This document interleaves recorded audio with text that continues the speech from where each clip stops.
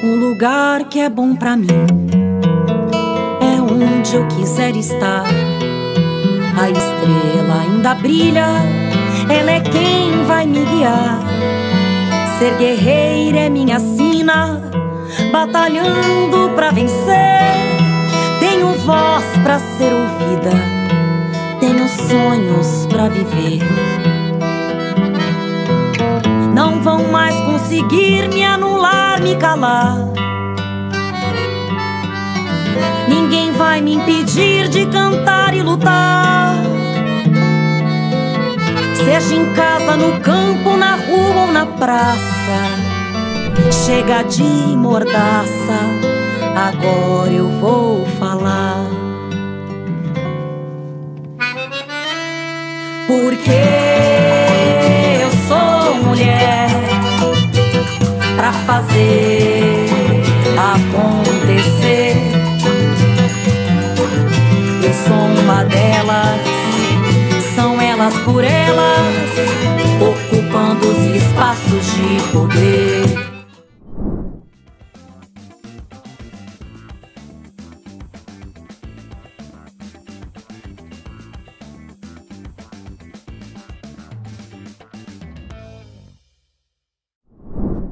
Olá, companheiras. Sou Luísa Dulce, que integra o coletivo agrário do PT e também o conselho curador da Fundação Perseu Abramo. Estou muito feliz de estar aqui com vocês e falar um pouquinho, né, do tema da semana da TV Elas por Elas.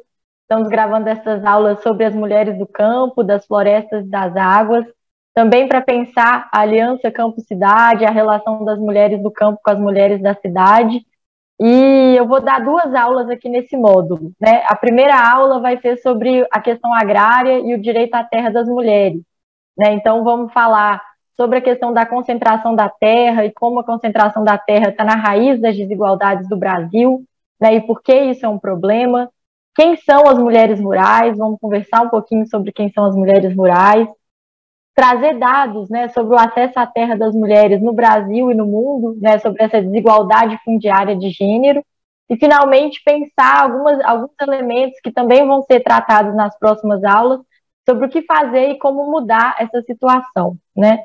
Então, muito brevemente, retomar, né, uma questão que já é clássica, mas da questão agrária, né, da concentração fundiária no Brasil, né, rural e urbana, e pensar, né, que a terra é um fator de produção, né, junto com o capital e o trabalho. A gente fala, então, terra, capital e trabalho são os três fatores de produção, mas a terra também é reserva de valor e a terra também é fonte de poder, né? Então, a concentração da terra está diretamente ligado à concentração de poder no Brasil, no mundo, historicamente, né? A gente sabe que a Lei de Terras, né, que foi a lei que dividiu primeiramente as terras no Brasil, é de 1850, portanto, ela é anterior à abolição da escravidão, que aconteceu em 1888.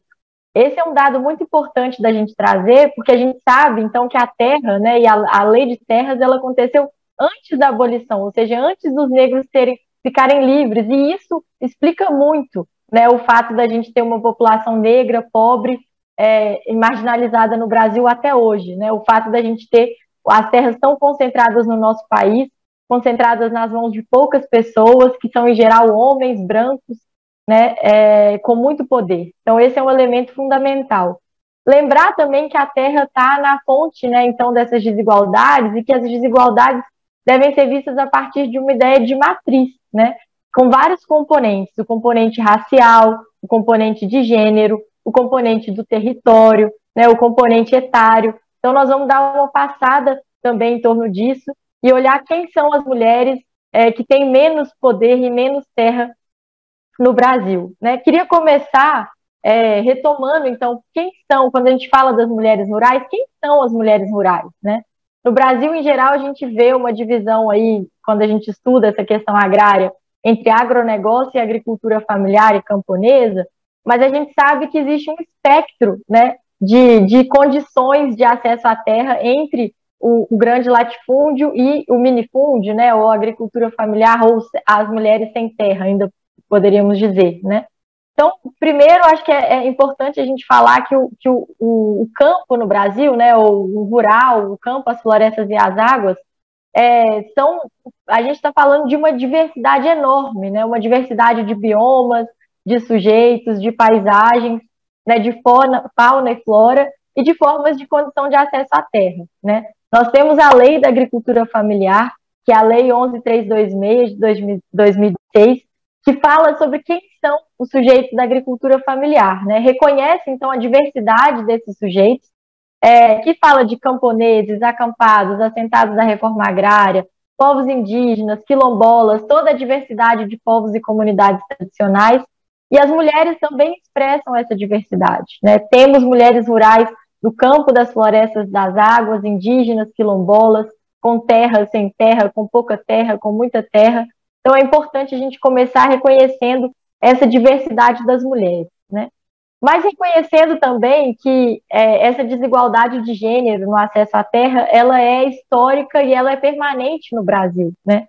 Falamos de mulheres sem terra, mulheres com terra, mas a gente sabe que a maior parte das mulheres que são proprietárias rurais no Brasil são proprietárias de terras menores, né? Ou pequenas propriedades, né? E isso é importante a gente trazer, esses dados mais recentes, que são do Censo Agropecuário de 2017, que mostram, então, que 18% das terras rurais brasileiras estão nas mãos de mulheres, né?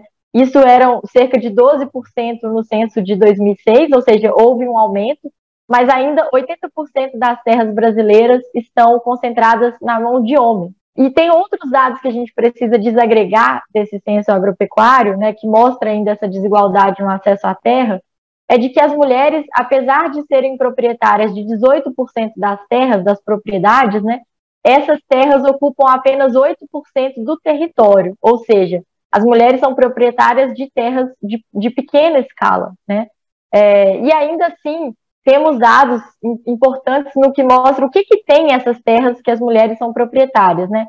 Elas, em geral, são terras, então, de menor escala, com menor acesso à água, com menor acesso a maquinário, né?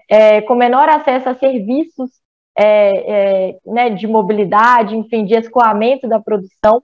Com relação à tecnificação, por exemplo, a gente está falando de tratores e maquinário, a gente tem que as mulheres dirigem apenas cerca de 15% dos estabelecimentos que têm algum tipo de veículo, 5% de estabelecimentos que têm algum tipo de implemento e máquinas, e 5,5% de estabelecimentos com tratores, ou seja, muito pouco, né? Um outro elemento fundamental é também olhar para as mulheres que são cooperadas, né, que são associadas a algum tipo de associação ou cooperativa rural. São apenas 5,3% das mulheres proprietárias são cooperadas, enquanto em relação aos homens a gente tem aí uma proporção de 12,8%, né? E por que é importante isso que eu estou falando, todos esses dados aqui? Né? Para ver que as mulheres ainda têm muita dificuldade de acesso à terra e quando têm acesso, são a terras que tem menos condição, né, de produzir, de comerciar, de vender o que está sendo produzido, né? Com relação às maiores necessidades de nós, mulheres rurais no campo, é intenso, né, essa questão. E, assim, é muito importante que a gente sempre busque dar visibilidade a esta problemática. Uma coisa que está muito relacionada à questão de nós mulheres no campo, da nossa realidade, é a discussão da violência, né? Que é, inclusive, um tema, assim, muito forte de todas as marchas das Margaridas. O tema da violência contra as mulheres no campo é um tema muito forte. E por quê? Primeiro porque isso tem a ver com uma questão também cultural, muito forte, né? E eu sempre falo assim, que para nós nos libertarmos de uma situação de violência, a gente precisa ter renda. A gente precisa ter acesso à renda, né? Sem ela, sem renda, sem autonomia, a gente também não consegue lidar com essa situação. Então, é muito importante essa discussão. Primeiro, a questão do acesso à terra. Uma política muito importante para nós mulheres foi a titularização das terras. Porque aí a gente passa, de fato, né, a sermos reconhecidas também como proprietárias, e isso reafirma também o nosso papel na agricultura familiar, que muitas vezes fica invisibilizado, né? Depois disso, tem as outras políticas que são políticas essenciais, como, por exemplo, a questão da organização e comercialização da nossa produção. E tem as tarefas que são vistas muitas vezes como tarefas que elas não têm, digamos assim, como é que eu posso explicar? Um retorno financeiramente falando. São coisas que muitas vezes não têm um peso de um outro trabalho masculino, mas que na verdade tem. Então, não é visibilizado, né? Muitas vezes a gente é responsável por a questão das hortas, do cuidado com as hortaliças. Isso não é visto, né? Por exemplo. E um outro detalhe muito forte para nós mulheres é a questão da divisão sexual do trabalho. Também. Né? Aquele mesmo aspecto onde a tarefa doméstica, o papel do cuidado da casa, dos filhos, até das pessoas idosas, acarreta sempre nós mulheres. Então, a jornada de trabalho, ela é muito forte. E isso se acentuou muito, inclusive, agora mesmo, durante a pandemia, né? E isso não é uma questão que acontece só no Brasil. A gente tem dados da ONU, né, que mostram a desigualdade fundiária de gênero, né, que mostram que dos 194 países associados à Organização das Nações Unidas, 102 países, ou seja, mais da metade desses países, convivem com algumas leis e práticas tradicionais que negam o direito à terra das mulheres, né? Então, isso é uma questão muito importante. No Brasil, a gente não tem nenhum impedimento legal, mas a gente sabe que nós temos práticas, nós temos normas sociais, né, que dificultam esse acesso das mulheres. Então, um elemento fundamental, quando a gente fala também das mulheres, é olhar para as jovens mulheres, né? O tema da sucessão rural, por exemplo, é fundamental. E a gente vê que as jovens mulheres têm ainda menor acesso à terra do que os homens jovens, né? Ou seja, os pais, quando vão passar as suas terras para os filhos, raramente escolhem as mulheres como sucessoras, né, daquela atividade rural, da propriedade fundiária. Então, um outro dado importante que o Censo Agropecuário trouxe para a gente mostra que das pessoas com menos de 25 anos de idade, que são proprietárias de terras, 1,3% são homens e apenas 0,5% são mulheres, né? Então, esse é um dado importante da gente trazer.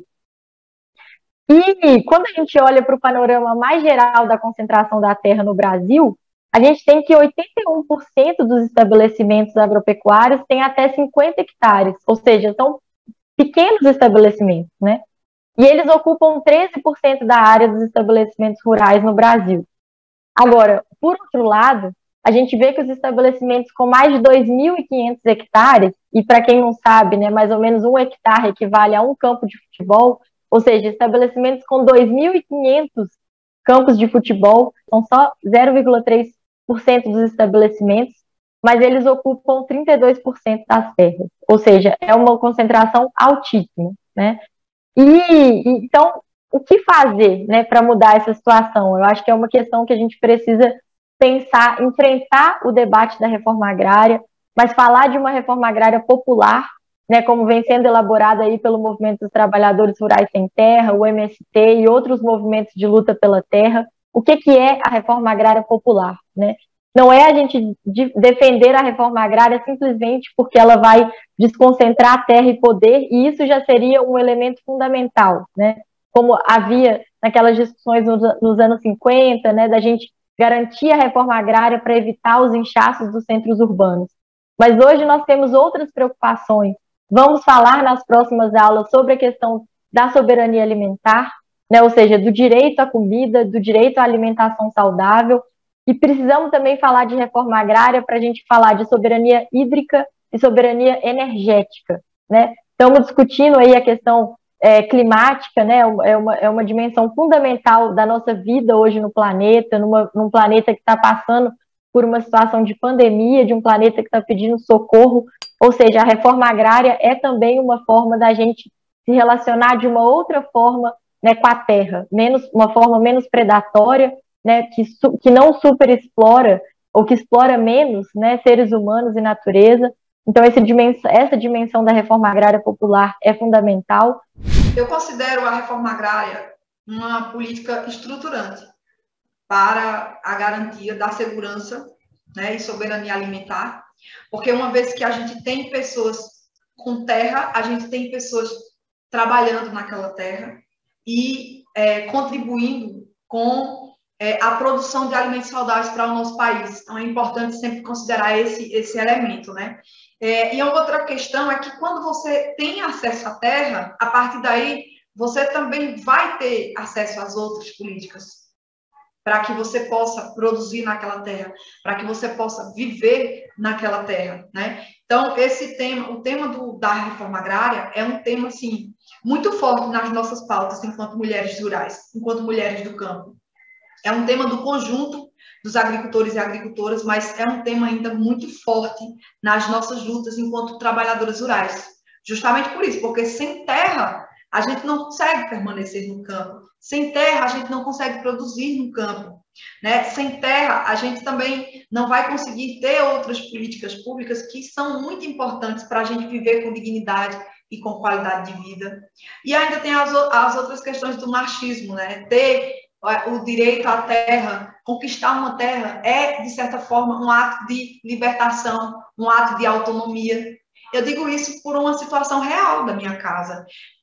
Hoje, a gente são 17 famílias. Dessas 17, apenas a minha mãe era mãe solteira, né, na época, sem um esposo, sem um homem em casa, sem a figura masculina. E por isso minha mãe enfrentou outros desafios também. Por exemplo, ela não tem marido. Será que ela realmente vai produzir nessa terra mesmo? Né? Ou seja, só pelo fato dela ser mulher. E aí, ainda tem esse outro aspecto que, quando a gente luta por essa política pública, isso também tem que se levar em conta. Então, afirmar o direito de nós mulheres à terra é essencial. E, para mim, é esse ato, né? Esse ato revolucionário e esse ato também que acaba dando um passo tão importante para a gente, que é a questão da autonomia. Bom dia, eu sou Daniele Klintovitz, sou arquiteta urbanista, trabalho com as questões da cidade. Atualmente eu sou coordenadora do Instituto Polis, coordeno a área de urbanismo e sou coordenadora geral. Hoje, essa semana, nós estamos tratando da questão de gênero e cidade. E essa aula, ela é a segunda aula e ela vem justamente tratar do que significa incorporar as dimensões de gênero no planejamento das cidades, né? O que significa uma cidade feminista. A primeira questão, que é fundamental, é como a cidade é lida, né, a partir das mulheres. Então, há na cidade, hoje em dia, uma ilusão do universalismo, de que a cidade é feita por uma pessoa universal. Mas isso não existe uma pessoa universal. Todos nós temos diversidades, né, e que precisam estar presente na cidade para que essa cidade seja acolhedora por todo mundo. A cidade não é neutra. E a cidade, atualmente, em todo mundo, ela é pensada por homens brancos, para homens brancos. Então, todas as pessoas que não são homens brancos sofrem opressões e dificuldades nas cidades que esses homens que planejam as cidades nem imaginam, né? As mulheres vivem a cidade de forma diferente dos homens. Né, a terceira aula, que vai tratar da questão da mobilidade, vai mostrar muito isso, como os caminhos das mulheres, os percursos que as mulheres fazem na cidade, são muito diferentes dos percursos que os homens fazem na cidade. Mas a questão da mobilidade é sempre pensada para este homem, que leva o homem da casa para o trabalho. Né? Então, assim, e são vários outros exemplos de como a cidade é pensada para os homens. E é fundamental incorporar essa questão de gênero na cidade para que as mulheres sejam mais bem acolhidas nas cidades. Não podemos esquecer também a questão da interseccionalidade, que já foi tratada na primeira aula e que distingue as mulheres, uma mulher universal, né? A experiência das mulheres negras, por exemplo, é muito diferente da experiência das mulheres brancas. Apesar de ter similaridades nas suas experiências, tem diferenças profundas, né? E essas diferenças profundas são vividas no cotidiano na cidade. Mas por que a cidade é assim? Tem um lugar das mulheres na cidade. O que a gente precisa entender é que as cidades, elas foram e continuam sendo moldadas pela divisão sexual do trabalho, que cria uma divisão sexual do espaço urbano, né? Então, há muito tempo, a mulher, ela é vista e ela é responsável pelo trabalho reprodutivo, que é diferente do trabalho produtivo.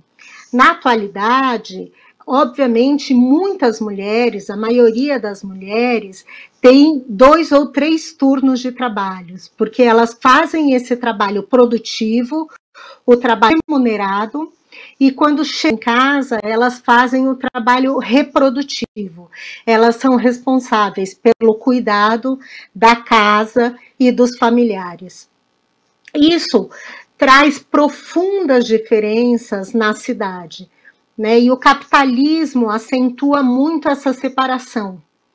E essa separação é expressa no espaço urbano de forma muito evidente, né? Então, o que a gente consegue perceber é uma distinção entre o espaço doméstico e o espaço público. E essa divisão se dá pela divisão sexual do espaço e do trabalho. Ou seja, o espaço interno, o espaço da casa, é o espaço feminino.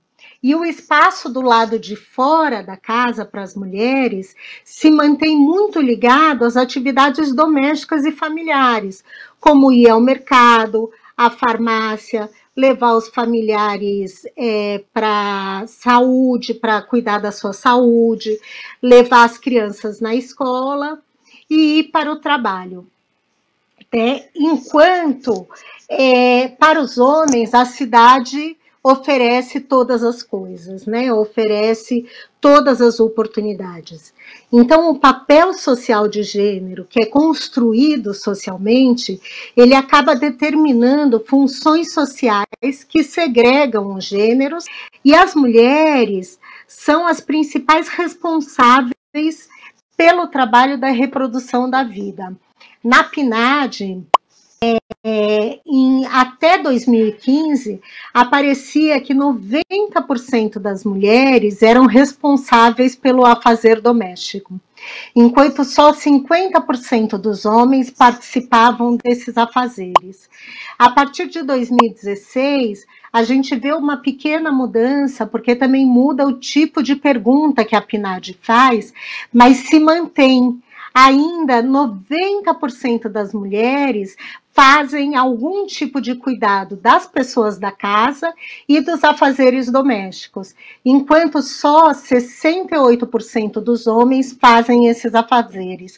Então, apesar da gente ter tido uma evolução e uma mudança, uma incorporação de homens nesse papel do cuidado, ainda prevalece o papel da mulher nesse cuidado. E a identificação do espaço doméstico com a mulher.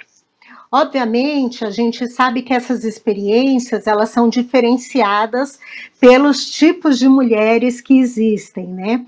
As mulheres brancas de classe média, elas terceirizam o trabalho doméstico para grande parte das mulheres negras, que são as empregadas domésticas, que acabam sofrendo 2 vezes a questão do trabalho doméstico, porque elas vão, o seu trabalho remunerado é cuidar da casa de outras mulheres, da família de outras mulheres, que é um trabalho muito precarizado, muito pouco remunerado, muito pouco qualificado. A gente vê isso, por exemplo, nas mortes de Covid. As empregadas foram a terceira categoria profissional que mais morreu na cidade de São Paulo devido ao Covid.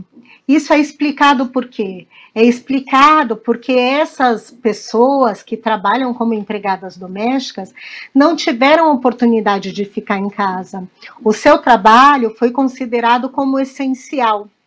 Então, não houve um cuidado com essas mulheres. Essas mulheres tiveram que sair à rua, pegar transporte público para continuar trabalhando e sendo a terceirizadora do trabalho doméstico das mulheres de classe média, na sua maioria branca. Então, aí a gente vê como esse contexto da mulher atrelada à questão e atrelada à questão da casa é muito importante. Se a gente pensar, né, o que significa a expressão mulher da rua. Mulher da rua significa uma mulher de vida fácil, uma mulher que não está dentro da moral vigente. Ao mesmo tempo, quando a gente fala o homem público, o que significa? Significa uma pessoa proeminente na sociedade, uma pessoa que teve sucesso social. Então, a gente vê como a mulher e o homem, o papel da mulher e do homem em relação à rua, ao espaço público, é diferenciado mesmo no simbólico, né? No olhar simbólico da sociedade sobre aqueles lugares. E a cidade vai reproduzir essa simbologia, essas formas de expressão nos espaços públicos. Então, os espaços públicos na cidade, eles não são acolhedores para as mulheres, porque o lugar da mulher é a casa. Então, a mulher não encontra lugares na cidade para o seu lazer. O espaço público é cerceado pela violência, né? Então a gente vê que a grande parte da violência contra a mulher ainda se dá em casa, 42%. Mas logo depois, a violência passa a ser na rua. 29% das mulheres que sofreram agressões foi na rua. Então isso faz o quê? Com que a mulher tenha opções diferentes na cidade por conta dessa violência. Ela passa a ter escolhas na cidade. Então, a mulher escolhe os horários que vai sair de casa para não sofrer violência. A mulher escolhe os caminhos, às vezes caminhos mais longos, mas que sejam mais iluminados, né, e que lhe dê mais segurança. Às vezes, a mulher se arrisca andando no meio da rua, no leito carroçável, ao invés de andar na calçada, porque esse lugar é mais iluminado e com uma aparência de mais seguridade, apesar de ser perigoso, porque ela pode sofrer um acidente de trânsito. Então, todas essas opções fazem com que a mulher tenha que pensar sobre isso quando ela está na cidade. A mulher tem que refletir sobre seus caminhos, o que o homem geralmente não faz. Esse tipo de reflexão não passa pela cabeça dos homens. Por que isso acontece? Porque as mulheres não são as pessoas que concebem as cidades. Né, a gente tem uma pequeníssima representação ainda no Brasil de mulheres em lugares de decisão sobre a cidade. Então, a gente tem só 12% de prefeitas nas cidades brasileiras, sendo que só uma prefeita em uma capital de estado. Mesmo que 52% do eleitorado brasileiro seja de mulheres. Então, as próprias mulheres ainda não estão votando nas mulheres. E se a gente pensar no legislativo, também a gente no país inteiro só tem 16% de vereadoras. Isso significa que as nossas cidades ainda são pensadas pelos homens. E a grande maioria por homens brancos. Então, isso ocasiona que esses modelos de cidade não contem com o olhar feminino. o que resulta em espaços hostis às mulheres, né? Lembrando sempre que essa hostilidade se apresenta de maneira distintas, de acordo com a sua etnia, com a sua raça, com a sua classe social. A gente tem exemplos dos mais variados de como essa expressão da opressão se dá, né? De como as escolhas pelas intervenções na cidade ocasionam opressão para as mulheres.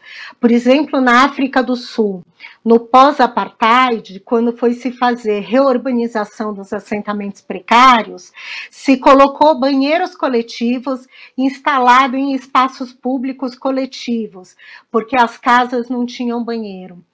Esse tipo de instalação aumentou em sobremaneira a agressão contra as mulheres nesses assentamentos precários, que saíam à noite para ir nesses banheiros coletivos e eram atacadas.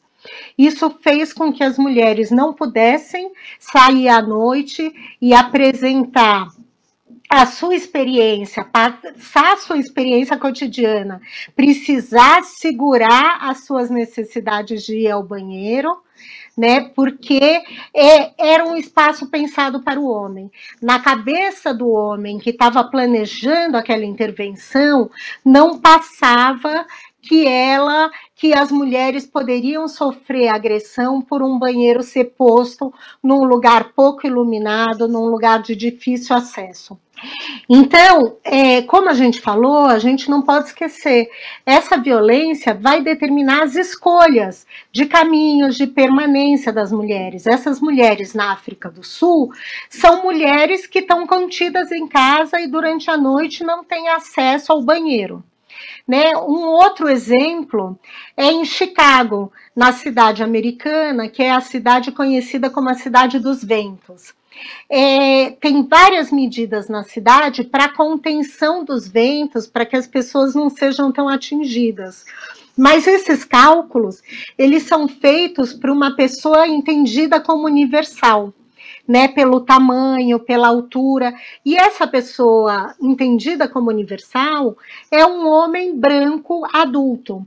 Então, as mulheres acabam não conseguindo ser privilegiadas por essas medidas de contenção do vento, as pessoas negras não conseguem, né? Então, numa coisa que parece tão neutra, que é a contenção do vento, numa cidade americana tão desenvolvida, a gente vê por trás como isso não torna acolhedora a cidade para a mulher.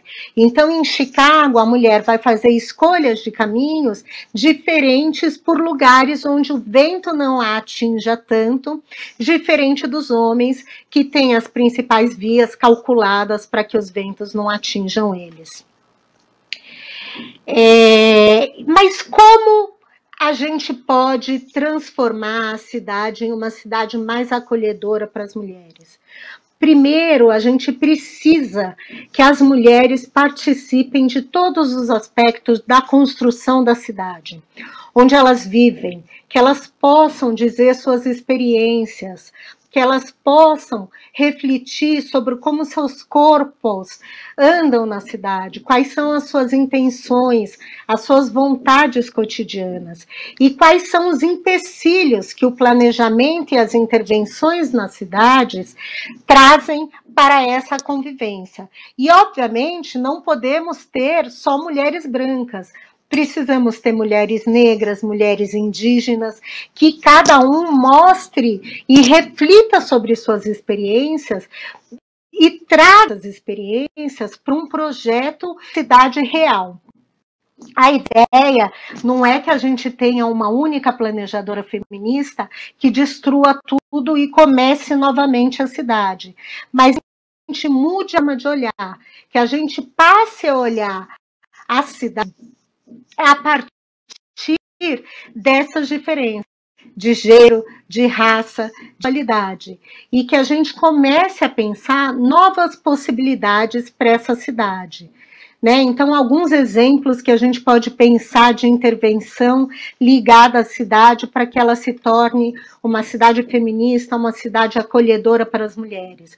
Um novo projeto de iluminação pública, pensar ruas mais amplas e iluminadas, banheiros públicos de qualidade em lugares seguros, fachadas de prédios permeáveis, que não tenham muros imensos, que a rua fique deserta, né? O que a gente chama em São Paulo de fachadas ativas, que garantem que tenham olhos para ruas, né? Que isso dê segurança para a mulher andar na rua.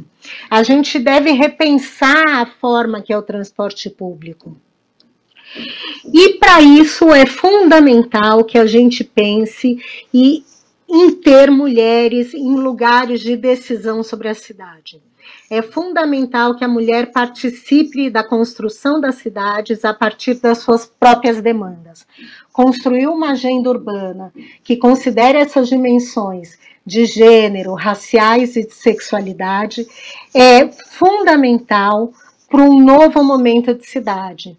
E uma cidade pensada para mulheres é uma cidade que é melhor para crianças, para os idosos, para as pessoas com deficiência, porque as mulheres, elas são justamente responsáveis pelo cuidado, normalmente, desses familiares. Então, elas sabem o que essas pessoas precisam.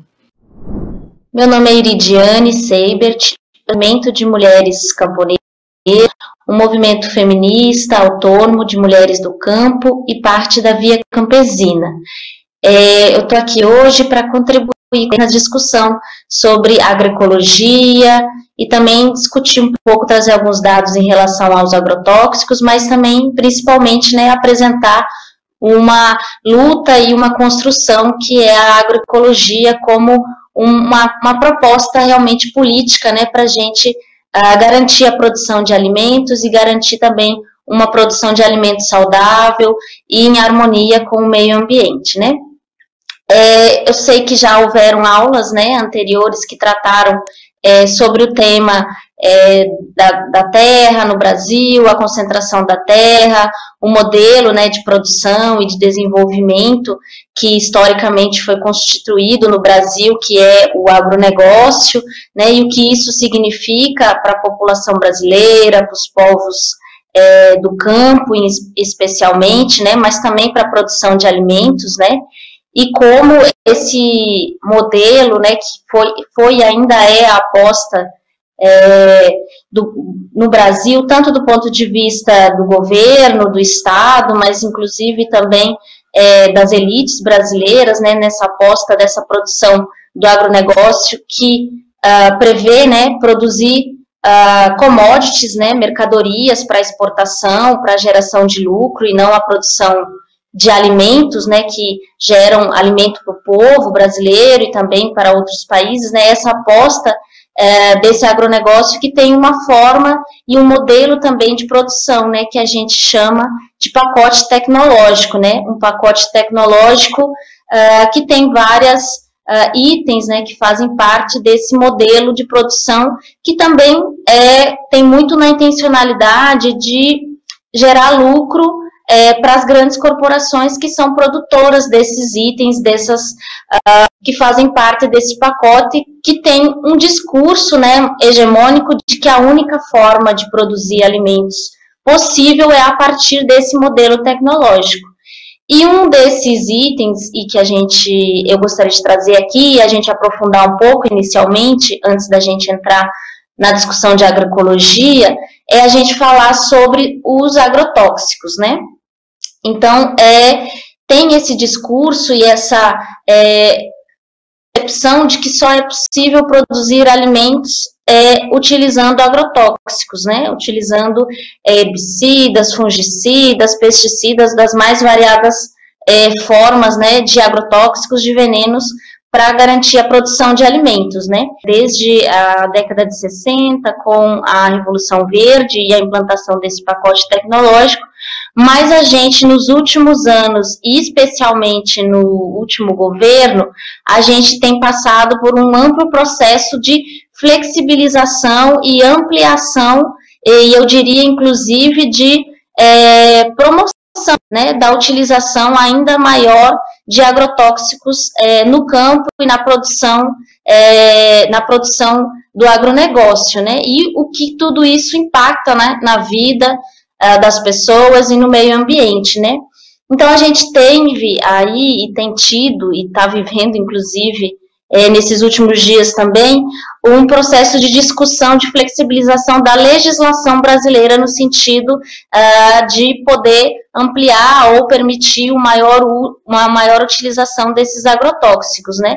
E, nesse sentido, a gente tem chamado essa flexibilização do pacote do veneno, né? Então, já existia um PL, né, uma proposta de lei de 2002, que é o PL 6299, que está sendo discutido e atualizado, já está em discussão no Congresso, para ampliar essa flexibilização. Mas, para além dessa proposta e dessa discussão no Legislativo, o Executivo já vem realizando várias iniciativas que, na prática, já está colocando em funcionamento o que se prevê nesse PL, nesse pacote do veneno, né, que a gente está chamando, né, e aí, nesse sentido do que o governo, né, o Estado brasileiro já vem fazendo, o Executivo já vem fazendo na prática, eu queria trazer aqui alguns dados que exemplificam e que deixam muito nítido essa flexibilização que já está acontecendo nos órgãos do Estado, né? Desde que Jair Bolsonaro assumiu a presidência, o número de agrotóxicos registrados no Brasil bate recordes todos os anos. Em 2019, foram 474 novas substâncias. Em 2020, 493. Até o final de setembro de 2021, 411 novos ativos já haviam sido liberados para uso no país. Então, nos últimos 4 anos, no Brasil foram liberados mais de 2.000 novos ingredientes ativos para agrotóxicos, né? Então, isso é uma chuva de agrotóxicos, tanto no meio ambiente, quanto nos alimentos, quanto na mesa dos brasileiros e das brasileiras, né? Então, isso é uma das ações, né, que o governo tem feito nesses últimos anos. E aí, nesse sentido, várias substâncias, né, agrotóxicos que foram banidos em outros países pelo alto grau de nocividade à saúde humana, como o 2,4-D, glifosato, paraquat, né, foram permitida a manutenção da utilização desses agrotóxicos no Brasil, né, também como uma forma de seguir, né, utilizando esses agrotóxicos na produção agrícola, né, mas a gente sabe que há vários estudos, já várias pesquisas que já confirmam, né, o risco e a preocupação, né, que a gente tem que ter com o impacto à saúde humana desses agrotóxicos, né. Em relação a outras mudanças previstas nesse pacote, em relação à legislação, está também, né, uma mudança em relação à avaliação toxicológica do uso, né, desses agrotóxicos, ou seja, somente considerar um agrotóxico para não utilização quando se comprove que ele tem algum tipo de efeito agudo à saúde humana. Isso quer dizer o quê? Que ele causa morte imediata ou quase imediata. Qualquer outro tipo de sintoma ou qualquer outro tipo de efeito contra a saúde, que sejam problemas de saúde crônica, ou seja, que vão se agravando ao longo do tempo, não são considerados como pontos ou parâmetro para não permitir a liberação de determinado ingrediente ou determinado agrotóxico, somente quando e se esse agrotóxico causar morte imediata ou quase imediata, né? Então, imagina, existe uma série de outras problemas de saúde que esses agrotóxicos causam, que a longo prazo também podem levar à morte ou uma série de outras doenças. Outra discussão também que foi a paralisação dos estudos, né, dos efeitos dos agrotóxicos nos alimentos, né, que é o PARA. Então, não fazer mais os estudos em relação à permanência de determinadas substâncias agrotóxicos nos alimentos, né? Uma outra coisa também que está prevista nesse pacote é a mudança em relação à política de informações, né? Então, também é nesse sentido de restringir, né, a informação, a propaganda sobre danos de agrotóxicos à saúde, informação sobre,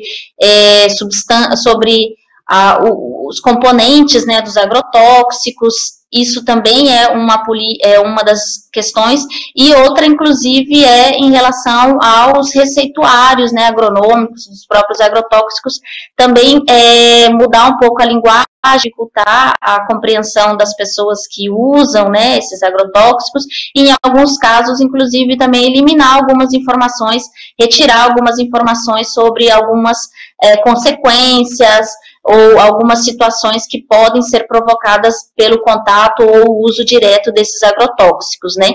Então, também tem essa discussão, e uma outra discussão é em relação à ampliação, né, a permissão da pulverização aérea, que já é permitida, mas permitir que essa pulverização possa ser com uma distância menor do solo e uma distância menor também de áreas povoadas, né, cidades, bairros, casas, e isso também a gente sabe que tem um impacto grande, né, porque a pulverização aérea, ela não fica somente aonde o avião passa, mas esse veneno, ele se dispersa para vários outros lugares, né, sendo levado pelo vento, enfim, já teve, né, várias situações e vários casos, como a escola lá no Goiás, né, que foi afetada, que as crianças foram intoxicadas pela pulverização aérea, né. Quando nós mudamos aqui, era tudo pastagem, sabe? Mas a terra aqui era produtiva e eles mexiam com muito veneno. A gente levou 2 anos trabalhando em cima da terra, sem veneno, né? Para tirar o veneno da terra. A gente trabalhou 2 anos. Depois a gente continuamos trabalhando. Nós foi certificada, que nem eu tô falando para você, tem 16 anos que eu tenho a plantação, mas só tem 9 anos que eu sou certificada. Com 9 anos que eu fui aprovada que a terra não tinha veneno. E a gente trabalhou muito em cima disso aí. A gente produz aqui, fez todas as análises, né? Análise da água, análise de tudo aqui para ver se tinha ainda contaminação ou não. Como eu mexia com a horta, aí eu plantei vários pés de eucalipto, para modo de já proteger a minha horta. E a minha horta fica do lado de baixo. E desse lado de cima, onde eu plantei os eucaliptos, aí tem o pasto das vacas, né? Daí tinha um quadro de abacaxi, tem napiê, tem cana. Então, essa área toda para proteger a minha horta. E o vizinho do lado de cima arrenda esse lote para plantar.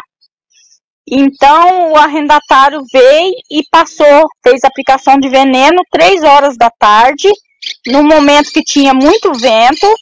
E esse veneno extragiu toda a minha área do sítio ali, da área pastagem e da área que tinha o abacaxi e os eucaliptos. Como a minha horta é longe, não prejudicou nada, mas a pastagem minha dessecou tudo, o abacaxi meu morreu tudo, e daí a gente não sabia que podia prejudicar os animais. E daí depois de 2 dias já caiu a vaca e já não levantava mais.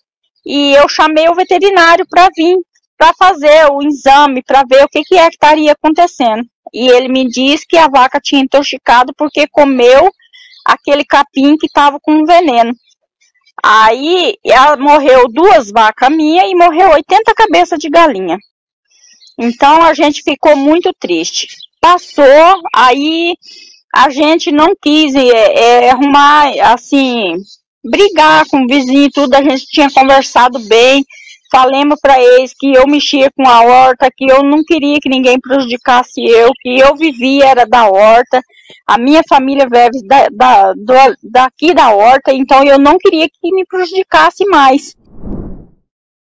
Meu nome é Célia Watanabe, sou educadora popular, sou graduada em letras, mestre em Gestão de Políticas Públicas.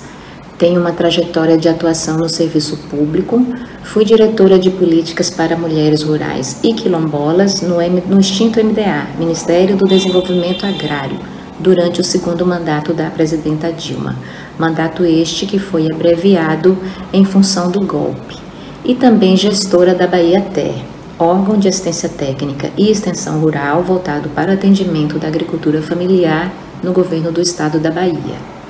Hoje nós vamos conversar sobre as políticas públicas para as mulheres do campo, das águas e das florestas. Trazer alguns apontamentos históricos de constituição de programas e políticas até os desafios que enfrentamos na atualidade. Para entendermos melhor esse tema, é necessário levarmos em consideração que vivemos em um país onde a diversidade impera.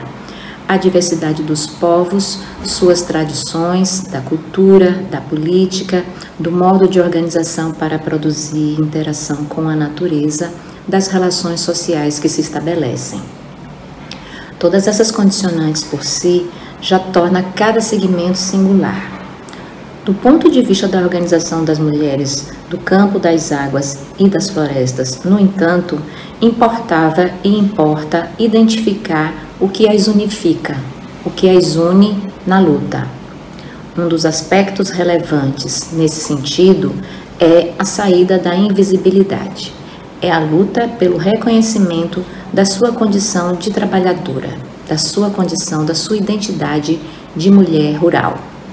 As mulheres que habitam o espaço urbano quase sempre se deslocam de suas residências para o seu local de trabalho, tendo bem delimitado esses dois espaços.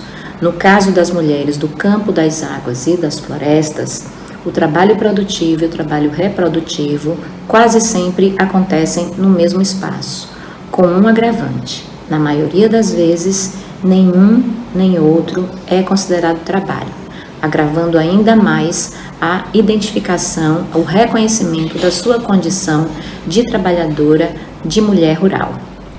Nós somos 70% dos cooperados, somos 272 cooperados na Coopercup e 70% são mulheres. E assim, isso se deu também pelo fato da geração de renda, né? Por essas mulheres conseguirem coletar o umbu, coletar as frutas, transformar em produtos e conseguir comercializar. Então, isso foi o que, de fato, transformou a vida delas nas comunidades, né? Então, nesse formato, né, a agricultura familiar tem um papel importantíssimo para a transformação da vida das mulheres.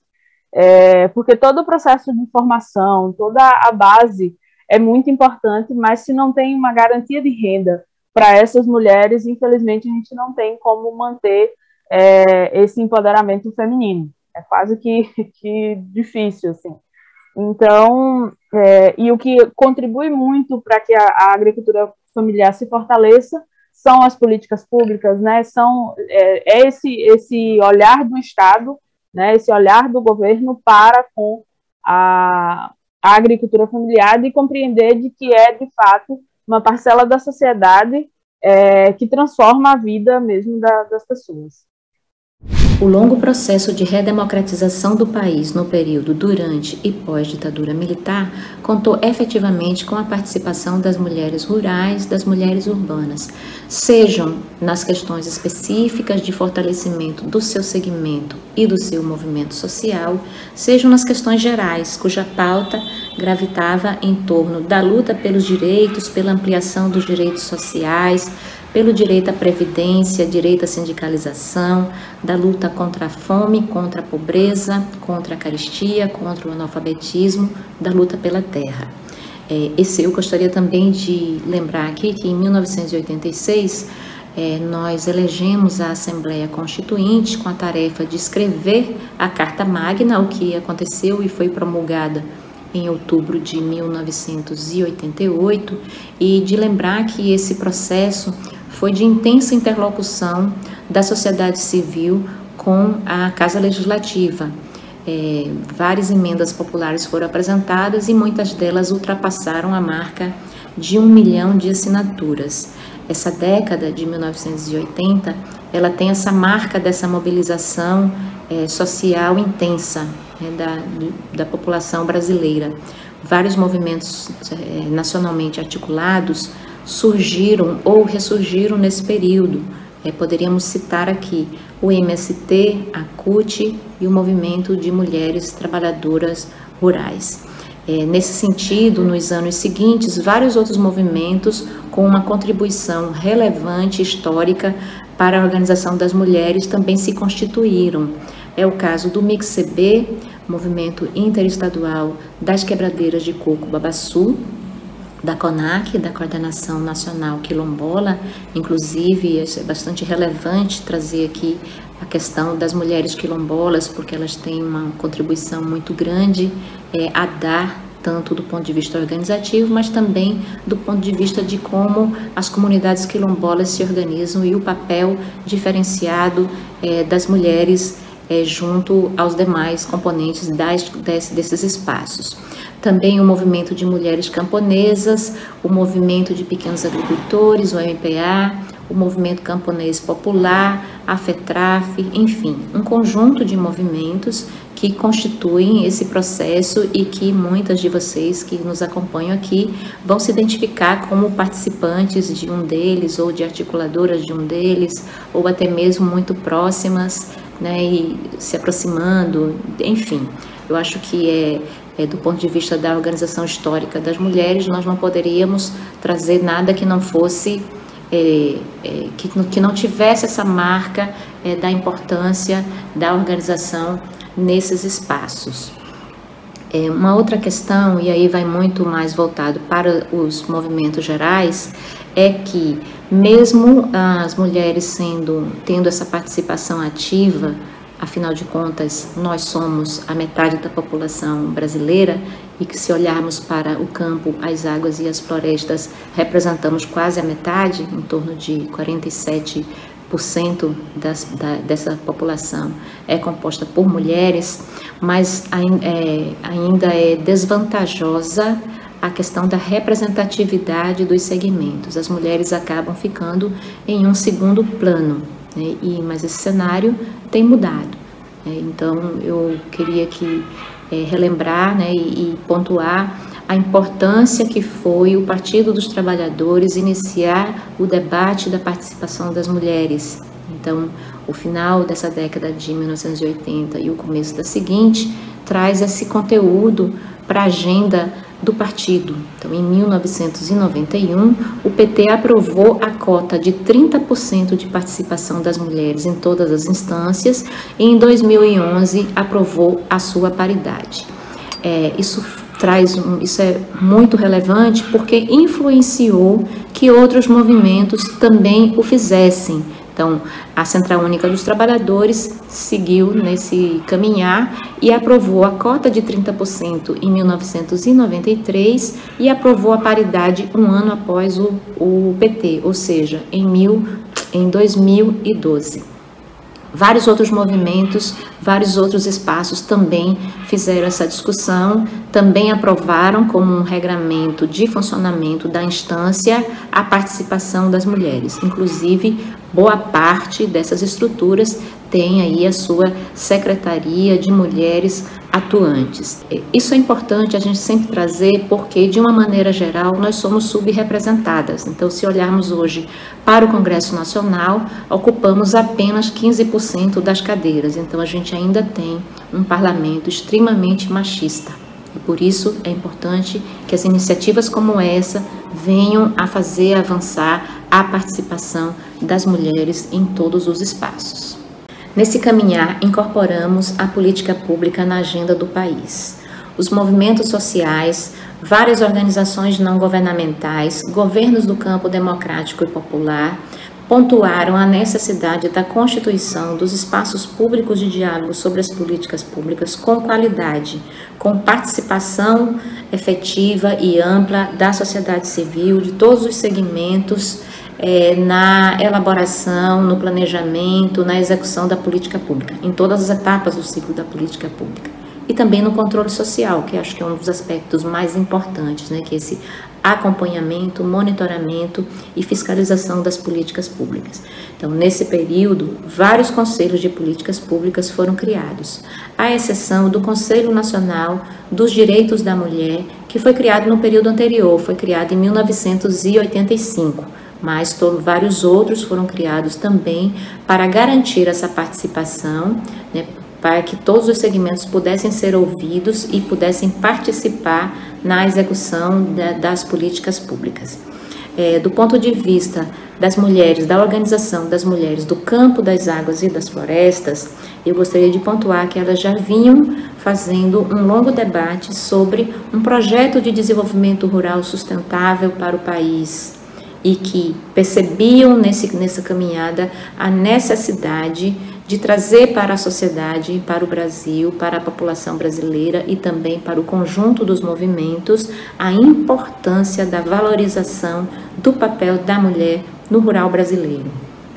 Então, nesse sentido, as organizações, né, promotoras dessa primeira marcha, que foi a CONTAG, a CUT, o Movimento de Mulheres Trabalhadoras Rurais, a UBM, a CNS, se juntaram aí com os apoiadores, né, a SOF, SPLAR, a FASE, a Oxfam, Tijupá, e construíram a primeira Marcha das Margaridas. Então, em agosto de 2000, 22 mil mulheres marcharam contra a fome, contra a pobreza e contra a violência sexista. Para que isso acontecesse, foram realizadas várias ações, várias conversas na beira de rio, no sindicato, na associação, nos quintais, várias visitas foram realizadas para que as mulheres pudessem se comprometer, se sentir comprometidas com essa Marcha das Margaridas. Para a maioria dessas mulheres era a primeira vez que elas faziam uma viagem tão longa, né, e logo chegando em Brasília para um movimento tão importante. E várias ações também foram realizadas nos municípios e nos estados como parte da preparação dessa primeira Marcha das Margaridas.